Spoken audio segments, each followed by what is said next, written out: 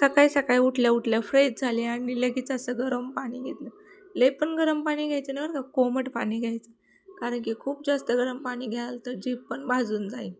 लगेच तर भाजी फोडणी द्यायला घेतली. आज बनवत होते मेथीची भाजी. लसूण वगैरे टाकला आणि जिरं वगैरे टाकतच होते. म्हणलं आज छानशी मेथीची भाजी टाकते आणि इथं धुवून घेतलेली स्वच्छ मेथीची भाजी टाकते. आणि तुम्ही पण सांगू शकता मला तुम्ही भाजी कशी बनवताय.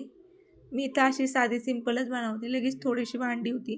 ती भांडी घासून घ्यायचं काम करत होते. म्हटलं आपलं उशीर झालाय तर पटापट आवरून पण घ्यावं. कारण की स्वतःवर थोडा तरी कॉन्फिडन्स असलाच पाहिजे. किती वेळेत किती कामं होतात. आणि इथं लगेच चहा बनवत होते.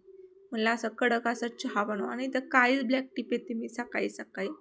कारण की सकाळी सकाळी काळी ब्लॅक टी घेतलेली ते खूप चांगलं असतं. आणि गावाकडची सवय आहे मला की काळी चहा घ्यायची. गावाकडं सगळ्यांच्याच घरी दुधाचा चहा काही भेटत नसतोय. काळाच चहा भेटत असतो. त्याच्यामुळे ती सवय लागलेली आहे. नंतर इथं चहा वगैरे पिऊन झालं की भाकरी करायचं काम.